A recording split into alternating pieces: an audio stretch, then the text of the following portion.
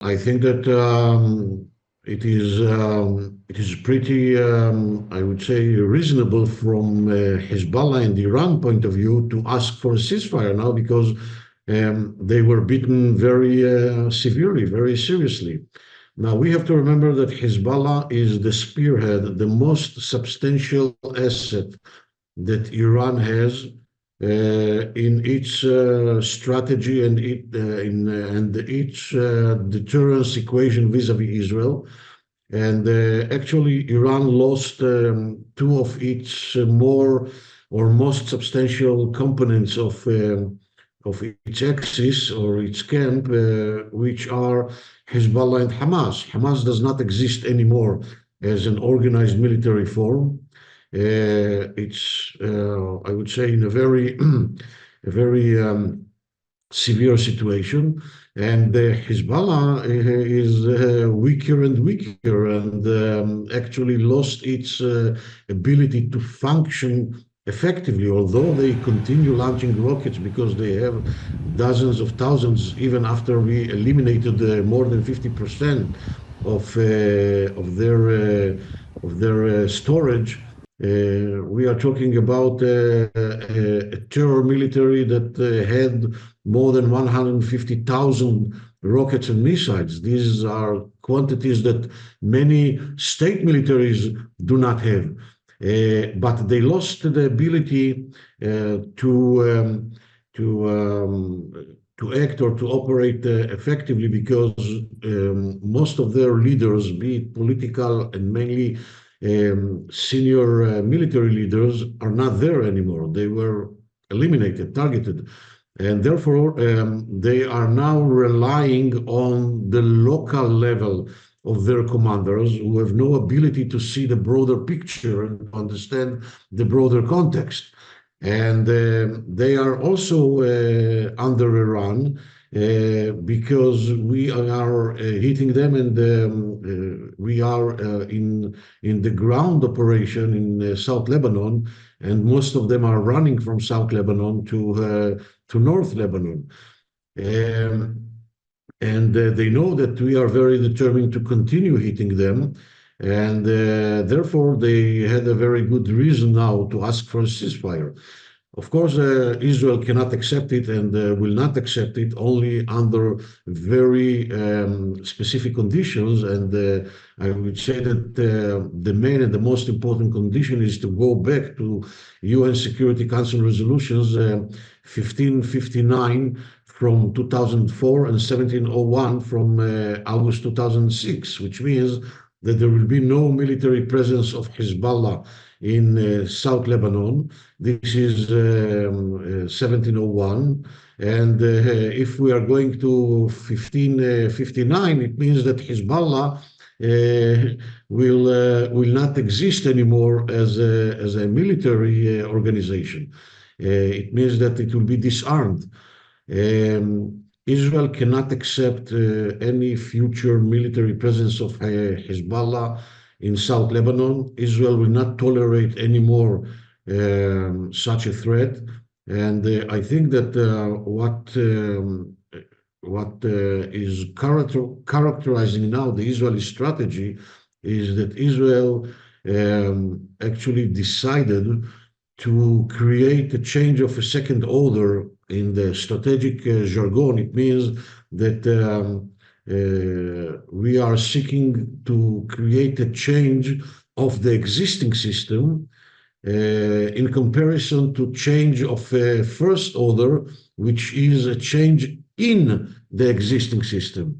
So till recently, Israel actually was satisfied with the idea of containing the situation, playing according to the equations of Iran and Hezbollah and Hamas, if you want, until October 7th, and to try to create changes in the existing system without changing the system itself.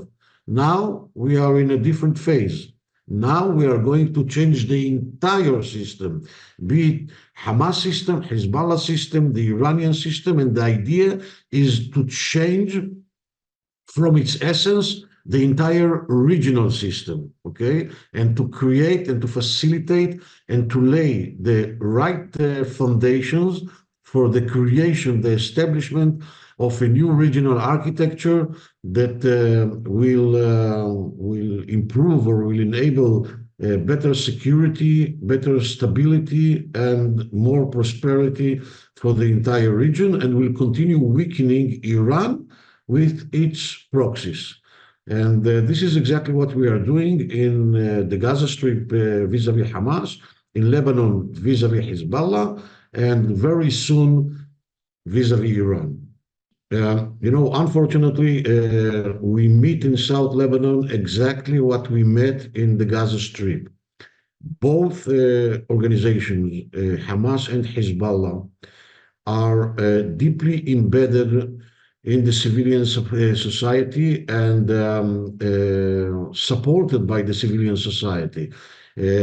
These organizations are not like ISIS in North Iraq or Northeast Syria that impose themselves on the local population. On the contrary, these movements actually came out from these societies and are supported by these societies and therefore deeply embedded in these societies. What is the idea of deeply embedded? It means that they, both of them, abuse the civilian society or the civilians as human shields on the one hand, and on the other hand, they use all the civilian facilities, be it residential houses or clinics or hospitals, mosques, cemeteries, schools, whatever you can think about, okay, they use it for terror purposes in order to operate command and control rooms, in order to storage missiles, in order to launch missiles from there, in order to storage explosives, and so on and so forth.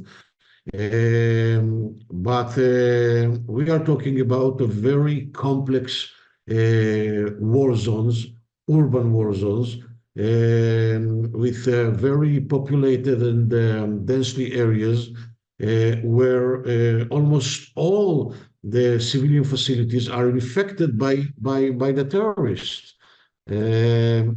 And in the Gaza Strip, as well as in South Lebanon, we also find the underground infrastructure of hundreds of kilometers of tunnels, mainly in the Gaza Strip. But we find, as you have mentioned, we find the tunnels that were digged in order to use them in the war against Israel. This is a very complicated situation that we have to deal with. And this is something that eventually slows our progress with regard to the military aspect. But at the end of the day, I think that the achievements are very impressive.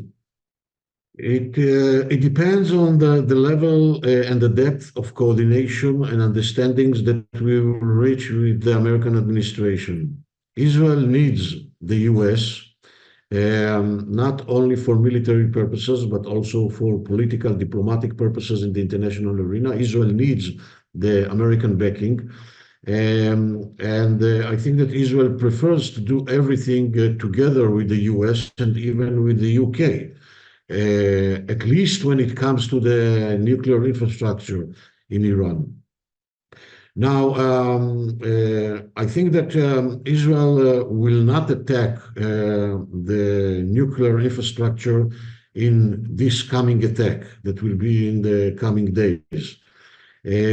But I think that Israel has in mind that in the second or in the third phase, these infrastructures will be attacked and destroyed. And for that purpose, Israel needs the US, and therefore it is crucial for Israel to reach to understandings with the US with regard to the targets and the purposes of the coming attack. And therefore, I think that Israel will attack military targets and some symbols of the regime, And I think that it will be reasonable to assume that Israel will attack also part of I would say, the oil infrastructure of Iran, but in a way that will not create too much damage, but will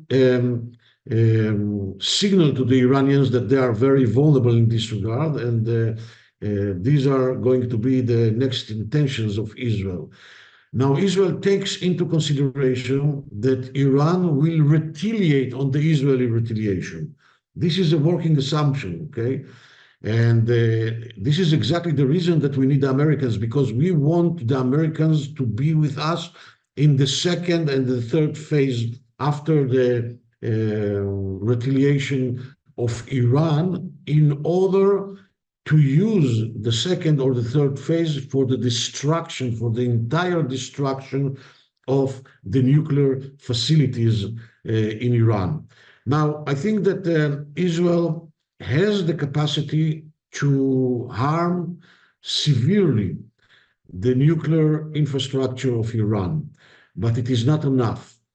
Israel needs the American active participation, military participation in this regard, first of all, in order to assure the total destruction of the nuclear infrastructure, and secondly, in order to assure that any trial of the Iranians to reconstruct or to reconstitute this facilitation will be prevented. And thirdly, in order to assure that America will be there in order to recruit the international and the regional coalition that will assist Israel in defending itself from the future Iranian retaliation. And I mean the interception mainly of ballistic missiles or cruise missiles or drones that Iran will launch towards Israel. So I think that at the end of the day, if Israel will succeed in reaching to understandings with the American administration, this is what is going to be. But if there will be a sort of a crisis and Israel will not be able to reach to an understanding with the American administration, I think that Israel prepares itself to do it by itself. As I said, is not the preferable option for Israel, but Israel prepares itself to do that because Israel is very determined to continue weakening Iran, and as I said before, to realize the change of a second order of the entire regional system, where Iran is a very crucial component and a very influential component of this regional system.